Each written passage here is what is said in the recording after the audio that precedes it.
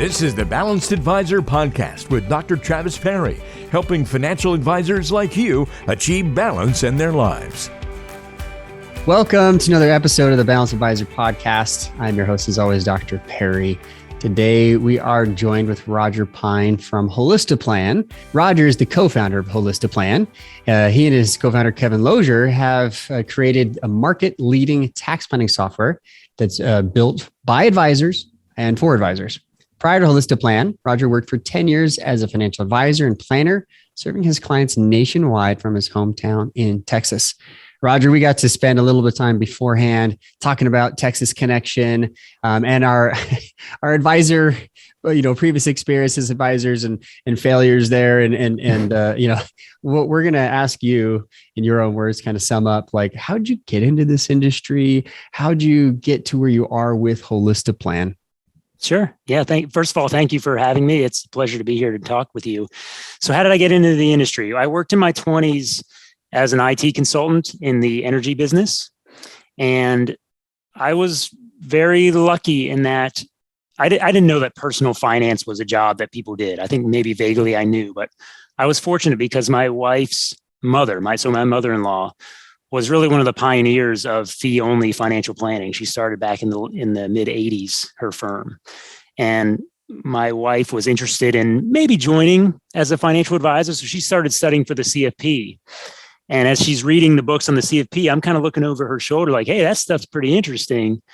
And then I just started devouring that stuff. I really got interested in financial planning. And within a matter of years, we were both working at that firm that my mother-in-law founded. And so that's what I did. I did that for 10 years here in College Station. We served a lot of professors, a lot of people in academia. It was really fascinating work. And did that for 10 years, really fun. I eventually moved on to become a software guy still in the financial planning space, but it's a new career for me. I started a few years ago. Yeah. And you said earlier to me in the pre-show, like I started going direct to consumer. Cause I mean, that as an advisor, you were dealing with academics and you had a mission to try to get this out to others. Tell us a little bit about that and what happened in 2018. Sure. So my journey from advisor to tech entrepreneur was, it started a few years prior to me leaving my planning job. I really wanted to learn how to program computers. I really wanted to be able to build applications within our own firm, and I did some of that. Then I kind of hit my midlife crisis around hitting the time that I hit 40. And what I really wanted to try to figure out was, how do we make financial planning more accessible to more people? I really believe that financial planning is a force for good in the world. I think everyone could use it. The problem is it is just so not scalable to do well. I mean, to take the time to get to know someone and to analyze the information and synthesize it and communicate it, it's very hard to do. And so it's typically very wealthy people who get really deep financial planning advice. And I just thought maybe that's something that I could try to address with technology. And so, in the year 2018, I beat my head against the wall trying to figure that out. Actually, the first technology I tried, a technology you're very familiar with, is a book, right? A book is a super scalable technology, very old, but super scalable. You write it once and you can take all your knowledge and put it in the hands of thousands of people potentially. I could not do that journey. So kudos to you for actually going down that path. It wasn't for me. So what I did though is I built a direct to consumer, kind of a choose your own adventure sort of app for building your own financial plan. And I just could not get traction with it. Even beta testers who were using it for free just could not get through it. Because what I realized was the decision-making, for every one decision, there was like 20 minutes of education you had to provide, background on how to set up that decision for people. And what I realized is, like, if I could just take this idea and put that in the hands of advisors, you don't need to give them all that education. You can give them just tools to make the decisions faster, and then they can scale up and provide that advice. And so I'll tell you, at the beginning of 2018, the goal I set for myself, really the goal for the rest of my life. Here I am, I'm like 40 years old. And the goal I had was, if I could just serve 1,000 people before I die. If I could put financial planning in the hands of 1,000 people before I die, that would to me be a successful outcome. And we started Holistiplan, we have thousands of advisors on the platform. And of course, I mean, we've hit a multiplier of that is just beyond my wildest dreams. Like we've managed to put at least tax planning in the hands, I think, of a lot more people than would have gotten it. So I'm just super grateful for that journey. It was rough in year one. Like that was a really hard place to be, where you're just not getting traction. But I don't think we could be where we are now without the lessons learned in that first year. I love it. I love what you've learned. And I love that, in 2018, you feel like you completely blew it. Totally. But 2019, like you created something that you won XYPN's FinTech competition, and you didn't even expect it, right? You didn't even you didn't even know, like, is this a thing to do? But you guys actually blew them out of the way. And I was reading some of the comments from Kitsis saying that, like this is so incredibly helpful. So I love that. That's what a great story. And obviously, I'm reading Outliers. I'm reading the book Outliers right now. And, it's not that, we all have these stories, and it's really compelling to hear a story of like went from nothing to something and overnight success, but that's not the case. Like it's taking you literally 10, 15 years to figure this stuff out, as an advisor, then developing software and then doing all these things to really scale it, even trying to write your book, which I get. This was not an overnight success. This took me literally 15 years to write. Well, Travis, you told me you only wrote it in like a few months. Yeah. But all the research, the banging my head against the wall, like everything that we did leads up to this. And in Outliers, I say it usually takes 10,000 hours. Sure. 10,000 hours to really get it. So kudos to you, man. And congrats again on your number one spot there at the FinTech competition, XY Planning. Well, thank you. Yeah, that was super fun. And yes, very unexpected, extremely unexpected. Well, you're speaking both to advisors, you're speaking, to FinTech out there, and you've got a great following of advisors. For you, as you've been developing, as you've done software, you've been an advisor, you have a family. What's been your definition of balance? Yeah. So first of all, I really appreciate the opportunity to think about this question. It's not something I'd ever spent time thinking about until we kind of booked this conversation. And I found thinking about it illuminating. I think everyone ought to maybe spend some time answering that question for themselves. What I came up with, for me at least, is I think I've achieved balance if over some extended period of time, a lifetime, a year, a month, a week, that I have managed to focus on the things that are important to me. And the reason that was kind of illuminating for me is that word focus, like when you focus on something, that's actually in that moment, that's the opposite of balance, right? Like when I'm focused on my work or focused on a relationship, if I'm really doing it right, I'm putting as much as I can into it and getting the most out of it in that moment. So that's like the opposite of balance. But then of course, if I can devote focus to those things without taking away focus from others, then looking backwards in time, I feel I've achieved balance. And honestly, I had never really, to me, focus is I always think about focus. That's something that's very important to me. That's kind of how I frame the way I manage my time and energy.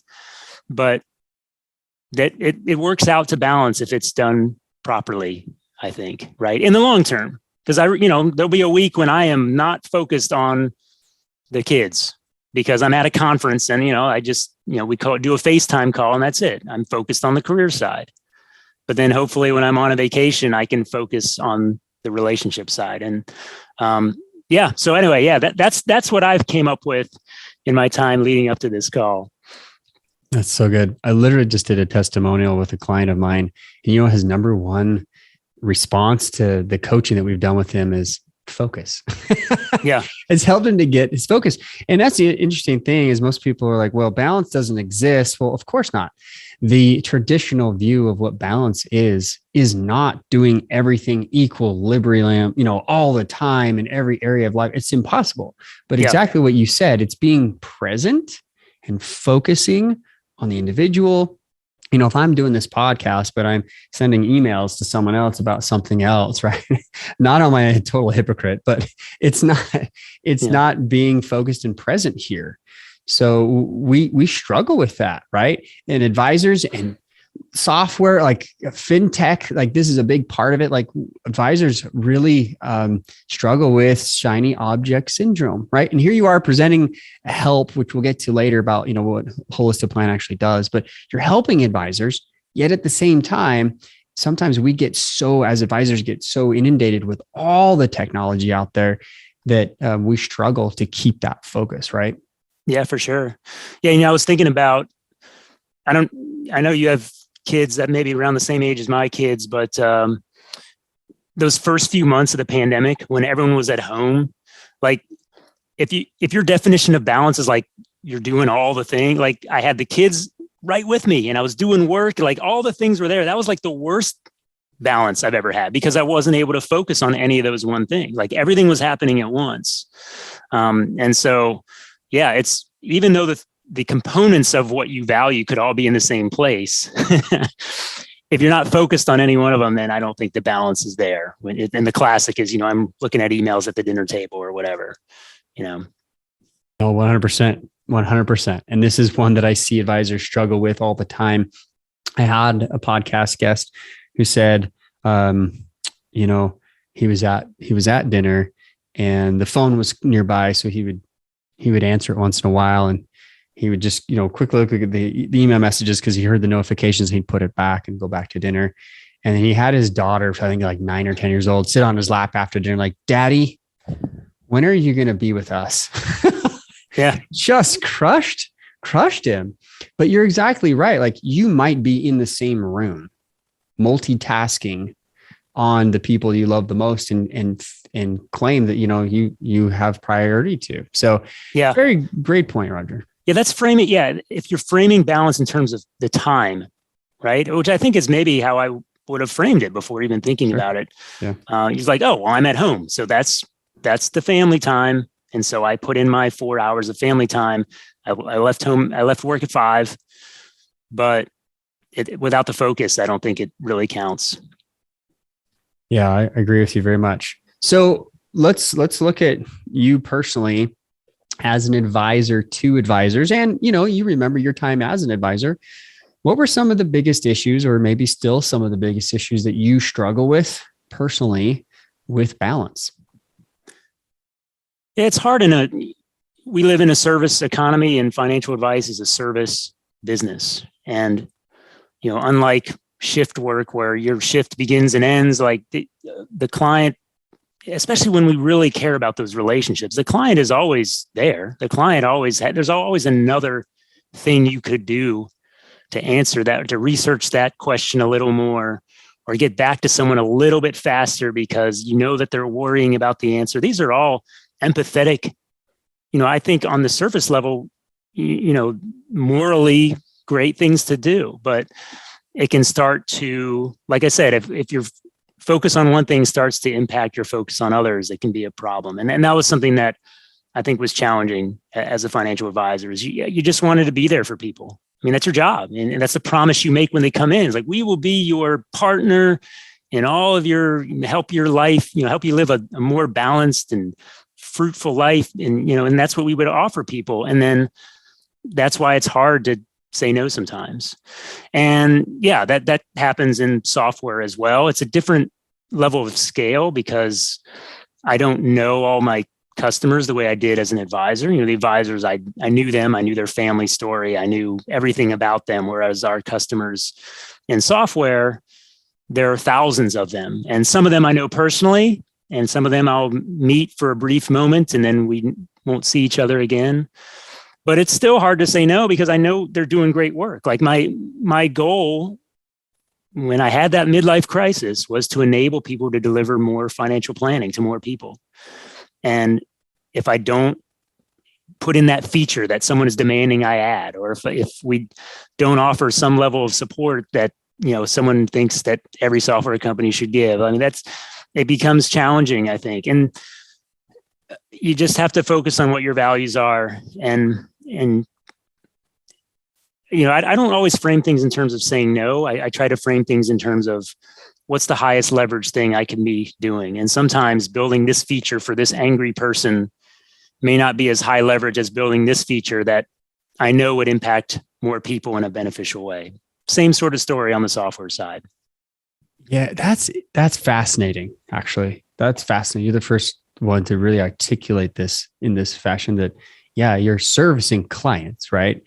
Whether you're an advisor or you're fintech, you're still advising these advisors, right? You're still serving them. They are now the clients. I remember my father, he's a plumbing contractor, owned his company for years and years. And, people loved him. And I just always thought, well, Dad, I love that you don't have like a job, like you have your own business, you can make your own hours. He kind of turned to me and is like, I don't have one boss. Yep. I have hundreds of bosses. Yeah. That's so funny. I frame it the same way. Yeah. When you own the business, you are not, you have a lot more bosses than when you don't own the business. Yeah. Isn't that interesting? Like you went from being an advisor, to serving your clients. And now, hey, you have this application for advisors and now you're serving them, which you and I both know one of the big reasons why you're doing that is to impact the industry. Like you really want to impact the industry and you're doing a phenomenal job with what you're doing for advisors. But you mentioned it's this values, like really knowing what your values are. We talk about that in the book, chapter 2. We dive deep into values. How has maybe knowing your values, or, maybe I'm assuming you know them, but maybe just that focus on values. Why do you mention that?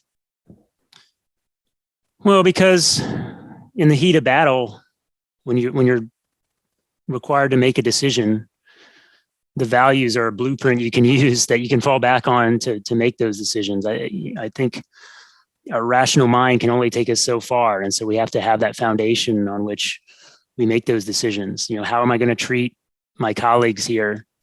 And how would I want to be treated if I were on the, we've all bought software from companies that you can't get in touch with, right? We've all been there. That's not the kind of company I want to be a part of. I wouldn't be proud of that. We've all worked in companies where we don't feel valued. I don't want that to be where we work. So we start with that. And then honestly, it makes some of the decision-making a lot easier. We at least the decisions we make are on harder stuff that uses other parts of our brain. The value stuff really makes it easier for us you don't even have to think about certain things. That's not how we treat people. This is, someone demands a refund. Are we going to have some big back and forth and bring in lawyers? Or are we just going to maybe just take care of it? And so everyone walks away happy. Those are decisions if you fall back on your values, then people in the company can feel empowered to make those decisions because they know it aligns with what you all believe in. So true. This is great. In fact, research has found that when we focus in on our values, the stress that we're dealing with in the moment, while a lot of people are like poo-hooing stress, it actually can help enhance what you're doing if you focus on your values. So Sure. If that is an angry customer, or if that is like a new part of the software, mm-hmm. those longer hours maybe for a time, or the stress you're feeling from your team or whatever it might be, might actually help you if you're focusing on, I'm doing it for this value. I'm doing it for this reason. And that's a very interesting, aspect, because I think if people read this book, if they get Achieving Balance and they miss the values part, they miss the entire focus of where we're going. It's not time management. It's really values and priority management. So think about as an organization too, we live in a land of distributed teams. Like our business scaled during the pandemic. Like think about it. We hit it big at the end of 2019, and then beginning of 2020, this thing hits. And so our team is distributed and will always be distributed. And so we have the twin problems of, well, how do you make sure that people that you can't see They're sitting how do you make sure they make decisions that are consistent with what your company would want them to do when you don't have someone watching every moment or overhearing the conversation? And it comes back to you instill in them an idea of what the company values are. But then that's another challenge, which is we're a distributed team.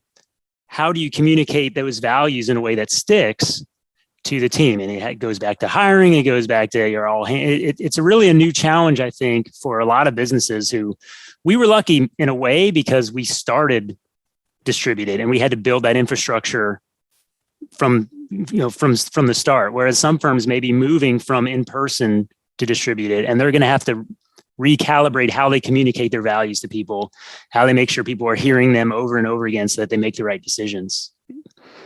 Yeah, 100%. It does. There's a top-down approach, which in episode 7, listeners, if you're following along, you'll remember Blaine Weiss.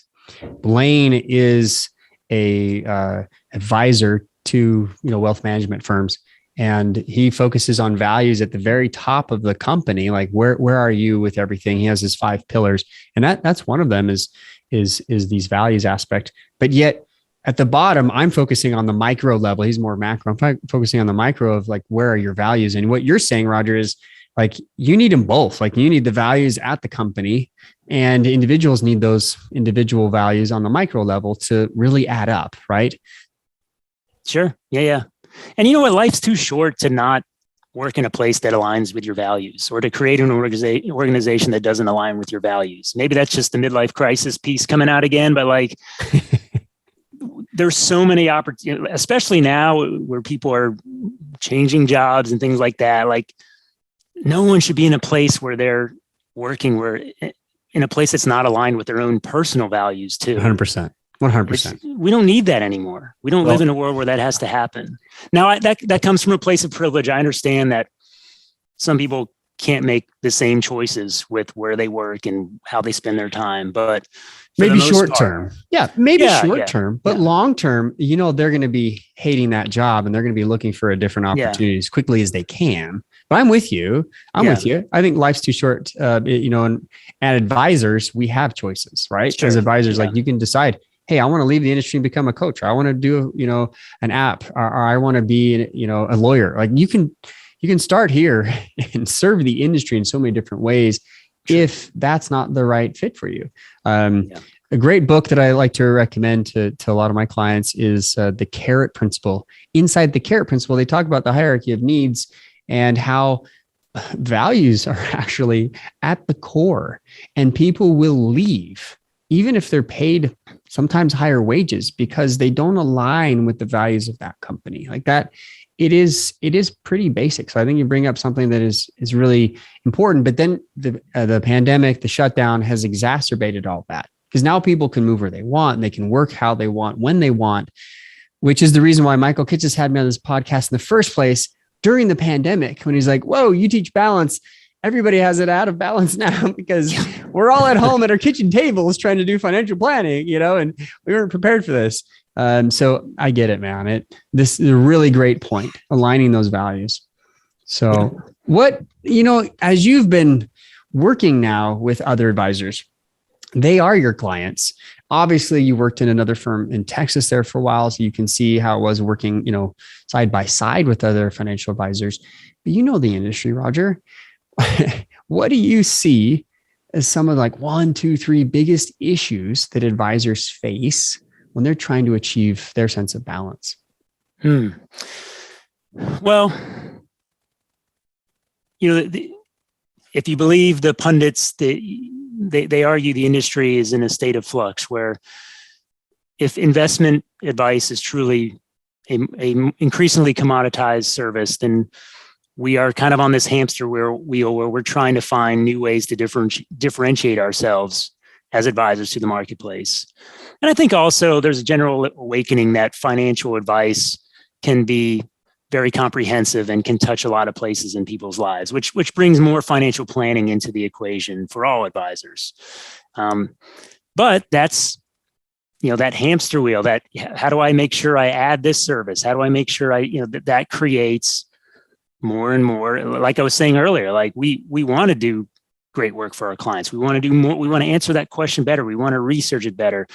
it can be a treadmill that never ends. And so trying to stay ahead of it by educating ourselves, by investing in the tools, technology. I mean, obviously that's something that we believe in, is that technology can be a tool to help us be more efficient, to be more consistent, so that we can focus on the relationship side of what we do, which is the thing that's really unique and human and really rewarding and wonderful about the career, and let the analysis and the repeatable stuff, let computers do that. They never get tired.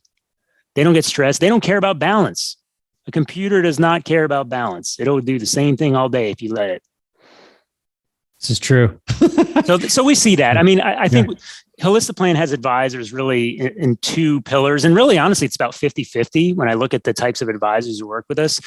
About half of them, again, we're tax planning software.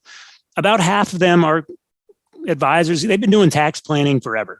20 years they've been doing it, and they've got a process, they've got a system, and they bought our product because it helps them do it more efficiently, which is great. There are also advisors who are brand new to financial planning, either brand new to the industry entirely, or they've kind of changed their business model. And think about all the infrastructure they have to build to try to catch up with these other people who've been at it for 20 years.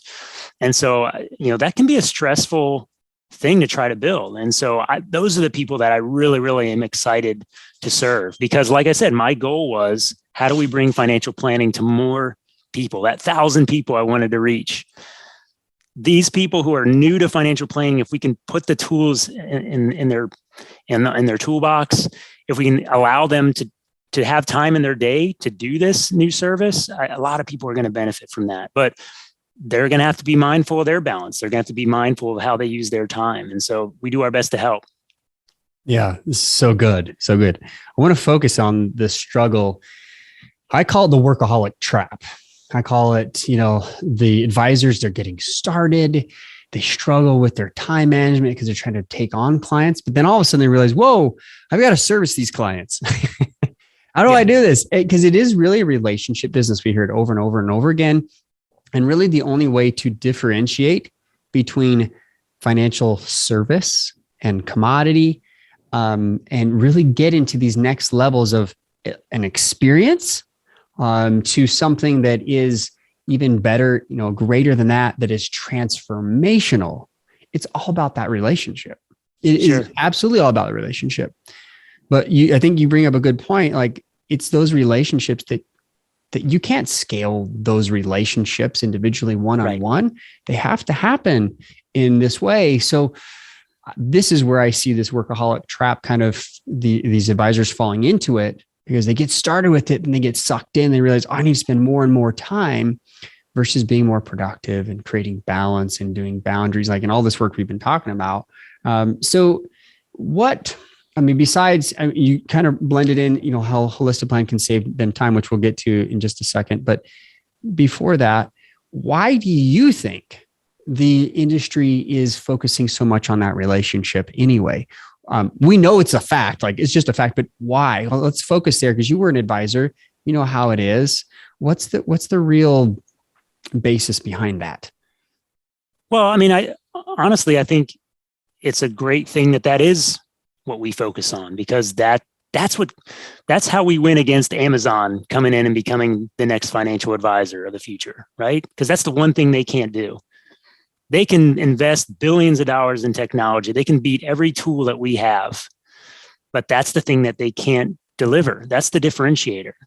And so in the end, it's actually the things that don't scale end up being the real differentiators of a firm. And so I think as we look forward in the profession, if we're someone who doesn't like the relationship building side of the business, we might end up not being in a job 20 years from now, because that's the thing that technology can do better than us. Honestly, the relationship thing is the last thing that technology won't be able to do. And so in order for us, I want to equip advisors to be able to compete against Amazon. I want them to have all the same technological advantages that Amazon has.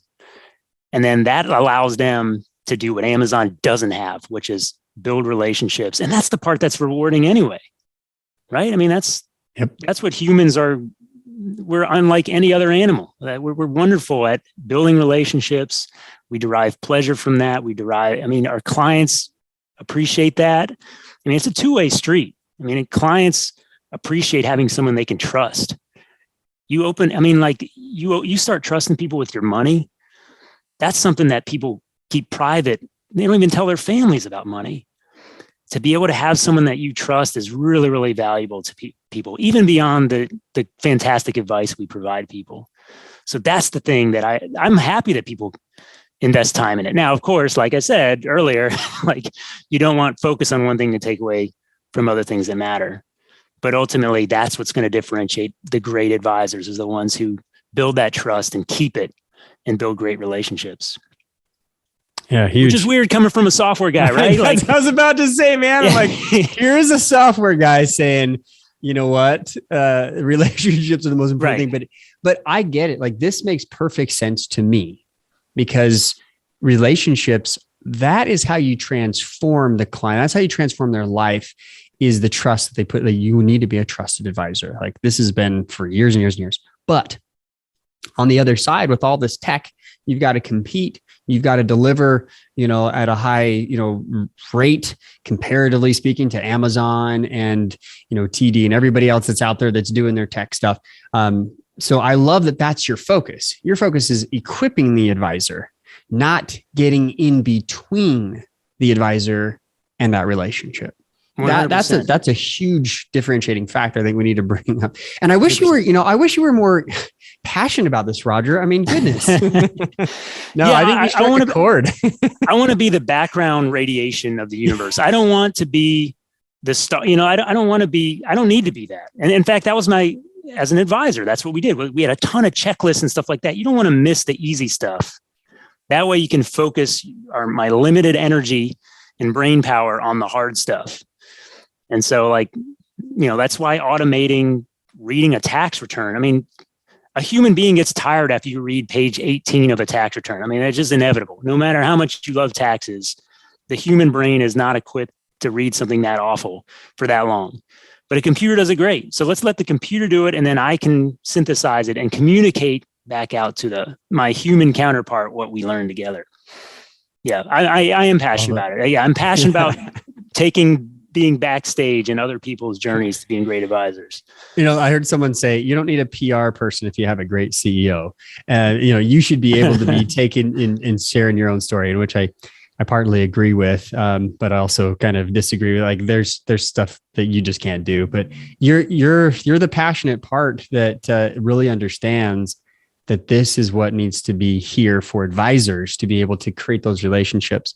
And I'm the guy saying, great, create those relationships, keep it balanced. Like, make sure that, yes, you're going to focus on those relationships, but then go home and focus on your family. Totally. Right? And that's where I think, we both agree. And this has been a great conversation. And you've done a good job of teaching us a little bit about the software. If you don't know about Holistiplan, give us the spiel on this one, Roger. Like, how does this actually help advisors save them time so they have better balance?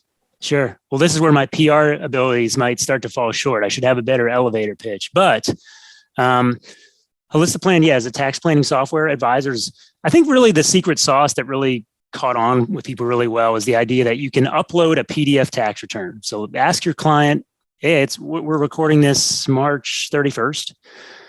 April is coming really quick. Send an email blast out to all your clients and say, I would like to look at your tax return. It's a great window into your financial picture. And then it's a great way for you to analyze something, synthesize it, communicate back out to the client. They don't understand that document. It's the worst designed document on the planet. You know what's not on your tax return? Your marginal tax bracket. Nowhere on the return is, here's what % I paid. You got to derive that. It's crazy. So even just communicating back out to the client, here's what's going on with your tax return. That's valuable. Then going a level deeper, which is, hey, I've noticed this. Maybe we could have done that HSA contribution and taken a deduction. That's what the software does, kind of automatically reading in the return. There's some other things downstream of that for analysis and other things like that. But that's really, I think, what really gets people excited. And I'll tell you this as an advisor too. On the planning side, we beat our head against the wall trying to get our client to redo their will. We talked about it 8 years ago and they still haven't done it. And, we need to look at your X or Y insurance and you still haven't done that. The tax return, they have to do every year, not because you, the advisor, told them to do it, but because that's the law. And so it's a really fantastic document that they must file every year. Unlike a lot of the other things that we hope that they'll give us or hope that they'll do, they have to do it. Someone else is making them do it. And so it's a great window into your clients, a great extra engagement opportunity every single year with clients. So I'm passionate about tax planning. I think it's huge. It touches everything in your client's life. Every decision we make in some way impacts taxes as far as money goes. So yeah, that's Holistiplan. It's really caught on well. We've got like 3,000 firms on the platform. And then, we're looking for more. I want to help more advisors deliver just richer financial planning to more people. Yeah. And this is perfect timing. Yes, it's March 31st. This probably won't come out till after tax time sometime, but that's prime time. Yeah. The reality is that's going to be even better time. You're like, hey, what happened? Right. What happened? Because I will tell you right before we got on this call, I was checking emails between appointments and I just got, my tax bill for the quarter. And what did I do? I just scheduled some time with my tax planning, professional going, hey, let's figure this out because this is absolutely on your mind. There's deadlines and you're 100% right. It needs to be done. And you're doing a great service of helping these advisors save them time so that they can deliver, even higher quality planning, advising to their clients and be more balanced. Thanks, Roger. If people want to reach out to you, where do they go? Is it holistiplan.com? Is that the website? Holistiplan.com. That's where they can check us out. We have a free 7-day trial. You can upload a few returns, upload your own personal return. Maybe you'll find something you can do with it. Find your own marginal tax bracket. That's right. And our company has the social media thing, the Twitters and LinkedIn's, but yeah, that's where you find us. And we'd love to have more people check us out. Thanks, Roger. Appreciate your time. Thanks for being on the show.